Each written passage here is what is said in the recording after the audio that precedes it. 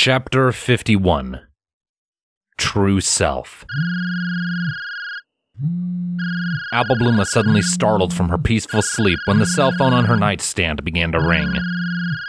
Groaning in defiance, she cracked open her eye just enough and saw through her bedroom window that the sun hadn't even come up yet. Who the hey is calling me this early? She thought to herself before letting out a long and agitated sigh. Feeling both confused and annoyed, she groggily reached out and pulled her phone up to her face so she could see the caller ID. It was Eventide. Why in the world was Eventide calling her, especially at this hour? Her eyes briefly shot up to the corner of her phone screen to check the time, and she almost blanched when she saw that it was only 5 in the morning. Wondering what was going on, she answered the call and held the phone up to her ear, though she didn't make any effort to hide how disgruntled she was in her short, clipped greeting. Hello? To her surprise, the voice that answered her on the other end of the line was not Eventide's. Applebloom? BB's shaking voice came through in a hushed, anxious whisper. Applebloom blinked in surprise, overcome by a wave of confusion. She sat upright in her bed, her brow furrowing. What? Baby? What are you doing calling me this early in the morning? She asked, reaching a hand up to rub at one of her eyes and clear away the Sandman's litter. BB didn't answer right away, and a silence fell over the two. A chill slowly began to seep into Applebloom's body, one that made her distinctly uncomfortable. Something was wrong. She could feel it. She lowered her arm and focused on the phone, trying to pay attention. BB? You there? Then she heard BB sniffle. Applebloom stiffened, her eyes going wide as the will to sleep fled her. She just sat there for a moment, stunned into silence. She heard BB sniffle again, and the way his breaths were coming through made it sound like he was trying to keep himself from crying. Worried for her friend, Applebloom peeled her blankets back and sat on the edge of her bed. BB? Are you okay? What's wrong? Why are you crying? She asked in a softer voice. After a few seconds, BB managed to pull himself together and spoke again. No, I'm not okay. I stole my dad's phone just so I could call you. He stammered out, his voice lined with dread as he said the words. Applebloom's eyes widened. What? You stole his phone? Why? There was no immediate answer on the other end. Applebloom's expression intensified, and she leaned forward somewhat. BB? What is wrong? She asked slowly and emphatically. Are you in danger?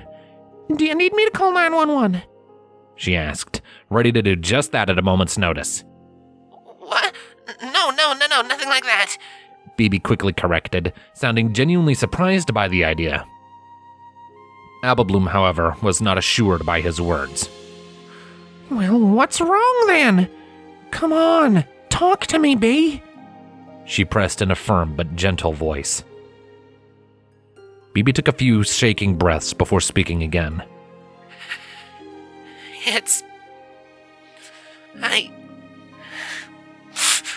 Look, just can't... He tried to speak, but his voice kept dying in his throat. Eventually, he managed to form a full sentence. I know it's asking a lot, but I need to talk to you, Sweetabelle, and Scootaloo as soon as possible. Applebloom raised an eyebrow. You do? Well, I'm on the phone with you right now. Can't you just talk to me? She inquired, standing up from her bed and starting to pace around her room. No, I can't. I have to tell all three of you at once. Tell us what? Applebloom probed, her confusion growing with every passing second. Baby, come on! What's... Applebloom? Please. Applebloom came to a stop, going stiff. BB. It sounded so desperate as he said those words. After a few seconds, Applebloom regained her faculties enough to nod. All right. Well, I guess we could come over later today. When would be a good time? Can you get them and come now? Before my dad gets up? BB asked slowly, the words sounding strained, as if he was physically forcing himself to say them. Applebloom stiffened even more, her worried expression becoming incredulous. I don't think they'd be okay with that, and neither am I, to be perfectly honest. She pointed out before shaking her head. What's got you so worked up, baby? If something's wrong, I can run over right now and help you. Why wait on them when they might not even come? There was another long silence on the other end of the line. Please, Applebloom. I need you three right now. BB finally pleaded, and something in his voice gave Applebloom pause. Frowning, she turned slowly in place. I don't... Please. She stood in a thoughtful silence for several seconds, one hand resting on her hip while her face twitched in thought and indecision. At last, she let off a quiet sigh and nodded her head in acknowledgement. All right, I'll call them. But I can't guarantee that they'll come along, and if they don't, I'm coming over without them, whether you like it or not. Okay. That's all I can ask. BB agreed, sounding relieved. Yet somehow, at the same time, he sounded even more afraid. I'll be waiting by the fence around my backyard. Meet me there. And please, don't knock or let Dad know you're here. Applebloom frowned, noting the oddity of that last request. She chose not to pry for the moment, though. Okay. I guess I'll see you soon, she said softly, before the line went dead with a deafening click. She lowered the phone and stared at it incredulously for several seconds, confusion and worry running rampant through her system, before she had a set about calling Sweetie Belle and Scootaloo.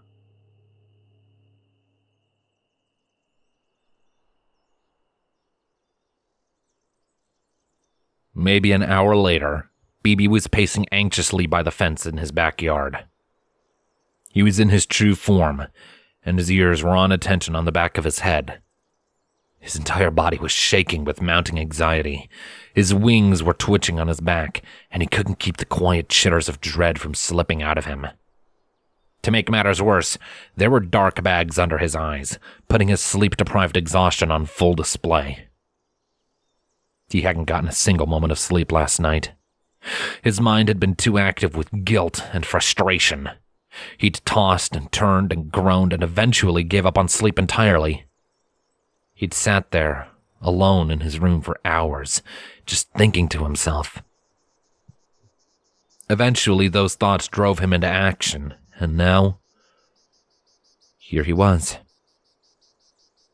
He glanced through a gap in the fence to look at the house and winced before resuming his pacing. He'd stolen his father's phone. He'd snatched it right out from under his nose as he'd been sleeping. Now he'd called Applebloom, and now she was on her way with the other Crusaders, and they'd be here any minute, and then... Oh, this was such a stupid idea, BB thought. A stupid decision, and it was only now dawning on him just how much trouble he was going to be in when all was said and done. If he went all the way through with this, he wouldn't just be in trouble with his dad, but there was also the chance that he might lose his only friends. He paused and shook his head wildly while gritting his teeth, a frustrated hiss coming from deep in his throat. Come on, BB, keep it together. He chastised himself internally before resuming his pacing. You know why you're doing this. Dad may not like it, but you have to do it. They have to know. After another few minutes of pacing, he decided to give his legs a rest and sat down on his haunches with his back to the fence. He lifted his eyes to look up at the sky, seeing that it was steadily starting to light up a gentle shade of yellow with the rising of the sun. A few birds began to sing their songs in the distance, making Bibi wince. Eventide would probably be up soon. If he went downstairs and found Bibi's bed empty, he'd probably start to panic. And if that happened before the Crusaders showed up, then all of this would have been for nothing. Bibi shifted uneasily on his haunches and looked to his left and right. Come on, guys, he begged within the privacy of his thoughts. I need you. Please get here faster. Finally, he was snapped out of the tense silence when he heard a few voices not far away, drawing closer. 3 of them, all female and all familiar. With relief, he knew that the Crusaders had arrived. With his heart rate accelerating dramatically, Bibi shot up to his hooves and allowed himself to be consumed in a swirl of green fire. His human form emerged from the swiftly vanishing embers, looking just as bedraggled and tired as he felt. He wobbled on his feet for a second, having not properly braced himself for the sudden shift in body structure, but quickly found his balance. Just in time, too, as sure enough, Apple Bloom, Sweetie Belle, and Scootaloo all came walking into view from around the corner. They all looked tired, no doubt having been torn from their sleep far earlier than they had been wanting. The varying shades of disapproval coming from their auras reinforced this assertion, though there was plenty of worry and curiosity in them as well. He felt another pang of guilt over making his only friends feel that way, but quickly dismissed it. He'd be doing enough apologizing soon enough. He instead put on a relieved smile. Hey, he called over to them weakly with a slow wave. His voice silenced their conversation, and all 3 eyes locked onto him at once. Scootaloo frowned bitterly, and looked like she was about to launch into an angry tirade, no doubt to chastise him for calling them so early. But when she made eye contact with Bibi, she must have realized how tired and miserable he looked. Her words died in her throat, and she recoiled. Whoa. Bibi, are you okay? You look like hot garbage, no offense. Bibi shook his head, managing a weak chuckle at her accurate assertion. None taken, he assured her before smiling at the trio. I'm glad you could all come. I don't want to do this more than once. What's wrong? Sweetie Belle asked, stepping forward and critically examining Bibi from top to bottom. Apple Bloom called us and said you sounded scared and tired, and that you wanted to talk to us right away. Is there some sort of emergency? Are you hurt or in danger? Bibi quickly lifted his hands into a placating gesture and shook his head, ending Sweetie's barrage of questions. No, nothing like that. I'm fine. I'm just tired, he explained before his eyes settled on Apple Bloom. I'll say, she mused, stepping up to join Sweetie Belle. What's bothering you so much you wanted to see us all this early? I reckon it's something serious. Bibi looked between the 3 of them, wanting to just say it. However, his mouth kept clamping shut. A bead of sweat formed on his brow, and his heart began to pound against his ribs as if trying to escape.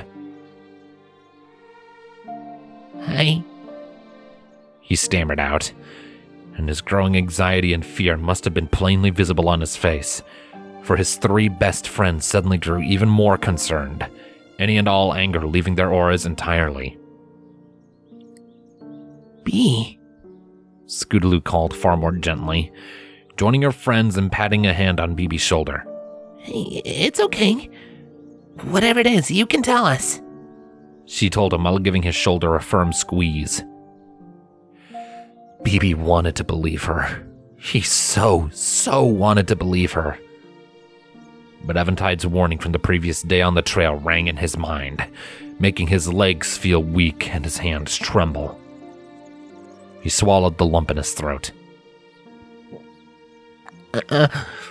Follow me, please.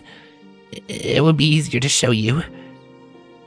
The word stumbled past his lips before he stiffly turned and began to walk for the woods. What the? Hey! He heard Applebloom call after him, but he didn't stop, and he didn't look back. He couldn't bring himself to look at them with his mask again, not until it was time to take it off. He heard them following him, and he could taste their confusion and growing worry in the air. As they ventured into the woods, the house disappeared behind them, slowly swallowed by the trees and shrubbery. As it faded from view, so too did any chance of Bibi deciding to call this off. He was committed now, and he had to see it through. He took a deep breath to steady himself and pushed on, his eyes scanning the terrain for one very specific spot. Soon enough, they found it. The small bowl in the terrain where he had fallen, where he had hurt his leg, and where he had met Applebloom as a boy. He looked down into it and came to a stop, his legs no longer willing to carry him any further. The Crusader stopped next to him, each one examining the area with confusion and curiosity. Applebloom's face lit up with recognition a moment later, as did her aura. This is where we met, ain't it? She asked quietly, looking sideways at Bibi. Why'd you bring us here? Bibi didn't answer. One last chain of doubt holding him back, screaming at him to just let it go and send them away. But he couldn't do that, could he? They knew something was wrong now, and they cared far too much about him to let it go. If he didn't tell them, they would ask Eventide, and things would just get even more complicated. No. Best to do this now. The longer he put it off, the worse it would get. He took a deep breath, steeled himself, and stepped forward until he was standing right where he had been when Applebloom found him. He then turned around to look up at his three friends. They were all looking back at him, worried, confused, and in Sweetie's case, a little scared. Applebloom, Sweetie Belle, Scootaloo. Bibi began in a slow voice, looking between them each, one at a time. Before I show you what I have to show you, I need you three to promise me something. I need you to promise me that no matter what, you won't tell anyone else what you've seen here today. It has to be our secret. A fresh wave of confusion washed over her friends, and he cringed under the feeling. It was Applebloom who spoke. Bibi, how come? Just please, Bibi said more sharply, lifting his gaze to meet hers. She was taken aback by something, her eyes flying wide. Bibi didn't know what it was she could have found so alarming until he felt something warm and wet rolling down his cheek. He was crying. Be it out of fear or regret, he couldn't tell. Maybe it was both. He swallowed heavily and wiped his wrist over his face to dispel the tears before he spoke again. Please. I need to know that you won't tell anyone else. I need you all to promise me that this will stay a secret. Nobody else can know. The Crusaders, seemingly at a loss for words, looked back and forth between each other for several seconds. Their auras were flickering with more confusion, more curiosity, more concern, and more anxiety. Bibi curled his hands up at his sides, doing his best to keep himself from panicking. Finally, Applebloom came to a decision. Her aura stabilized, and she took a step forward. All right. I promise I won't tell anybody else. Crusader's honor. she said softly, putting a hand over her chest. Sweetie and Scootaloo stared into the back of her head for a second, before mimicking the gesture, joining her in the vow. Totally. Your secrets are safe with us, Bee. We promise. BB stared between them all for several seconds, taking the chance to commit their faces and smiles to memory. If this went badly, he might never get to see them again after all. Finally, he nodded his head, satisfied. Okay, he whispered, barely audible even in the quiet morning forest. He slowly lifted up his hands, looking at the fake limbs with distant eyes. The truth is, guys, I've been lying to you. Applebloom, Sweetie, and Scootaloo looked amongst themselves in surprise and confusion.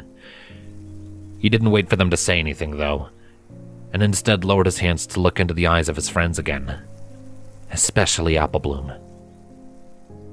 I never really thought about it before. I always thought it was fine, that I wasn't doing anything wrong. But when I heard about how much Applebloom and her family values being honest, I just... Baby? Applebloom asked, taking a step forwards and lifting a hand.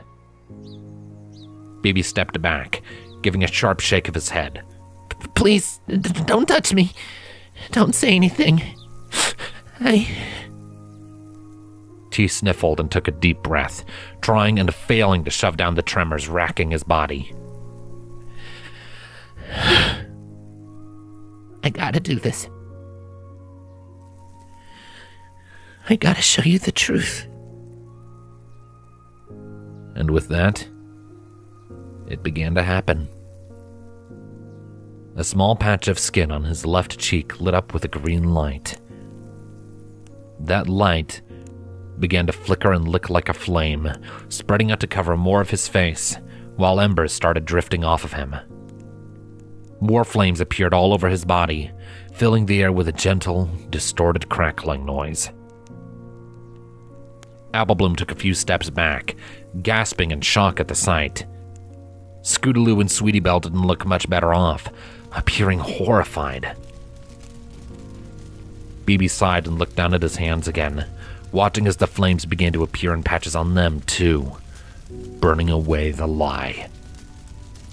Finally, one of the Crusaders went into action. Baby? Scootaloo shouted, running forwards, probably with the hope of helping put out her friend. It's okay. BB cut her off, lifting his eyes to look into hers even as the flames swallowed his face. She stopped mid-snap when she saw him smiling back at her. It doesn't hurt. His whole body was consumed in flames now, and everything around them was bathed in a rich green light that made the Crusader squint and back away. The bipedal shape of BB suddenly fell to its knees, then onto all fours. The flames raged brighter for a moment, to the point that they were blinding. Then, at last, they faded away. BB, now in his true form, slowly opened his glowing blue eyes. He took a deep breath and braced himself. Moment of truth. Slowly and reluctantly, he lifted his head and looked up at the Crusaders. They stared back at him in shock, their eyes wide and their jaws hanging open. Their auras were raging with fear and confusion, and BB felt like his heart would wither in his chest and die at seeing them look at him like that. Maybe Eventide had been right. He slowly lifted one of his hooves and looked at it. He sighed as he studied one of the many holes that ran through his legs before he set it down and looked at the people before him. This is what I really look like, he said, his voice having returned to its naturally two-toned state. This is what I really am. I'm not the basement boy. I'm the basement bug.